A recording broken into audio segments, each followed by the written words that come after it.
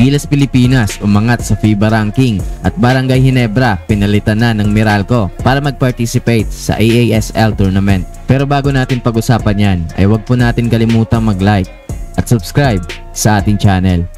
Kanina nga ay inilabas na ng AASL ang kanilang schedule para sa panibagong season sa paparating na AASL tournament, kung saan ikinagulat ng mga fans ang pag-pull out ng Ginebra sa kompetisyon at pinalitan na nga ito ng kanilang PBA rival ni Meralco Bolts. Wala pa naman daw opisyal na anunsyo ang Ginebra at ang AASL sa dahilan ng pag-atras ng Ginebra, pero marami ang nagsasabi na dahil nga ito sa Asian Games kung saan karamihan ng Ginebra players ay kasama dito at maging ang mga coaching staff. Kung nagkataon na hindi umatras ang Ginebra ay makakatapat sana nila ang bagong kupunan ni Jeremy Lin sa Taiwan na New Taipei. Malaking kawalan nga ito para sa AASL dahil ang isa sa pinakapopular na kupunan sa Pilipinas ay hindi makakasama sa kanilang kompetisyon, kung saan malaking opportunity sana ito para sa kanila para magkaroon ng maraming Pinoy fans na manonood dito. Makakasama nga ng Meralco Bolts dito ay ang kanilang sister team na TNT Tropang Giga na naging champion noong nakaraang conference ng PBA. Samantala, Gilas Pilipinas umangat sa latest update ng FIBA rankings,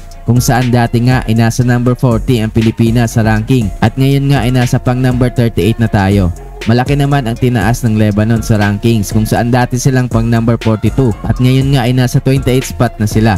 Muli namang nagbabalik number 1 ang Team USA sa FIBA ranking, kung saan dati nga ay pangalawa lang sila sa pangunguna ng Spain. At ang iba pang mga kupunan na malaki ang itinaas sa ranking ay ang South Sudan na dating nasa 61 spot at ngayon nga ay nasa pang number 31 na sila. Biglang angat din ang Latvia na ngayon ay number 8 na sa FIBA ranking, kung saan dati nga silang number 28. Habang ang naging champion naman sa katatapos lang na FIBA World Cup na Germany ay pangatlo na sa ranking, kung saan dati silang nasa 11 spot. Sa buong Asia nga ay nangunguna ang Japan na nasa number 26. Sumunod ang Iran na pang 27.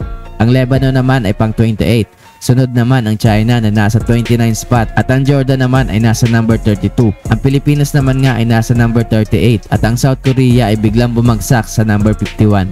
Yun lamang po para sa video ito. Huwag po natin kalimutan mag-like at subscribe sa ating channel.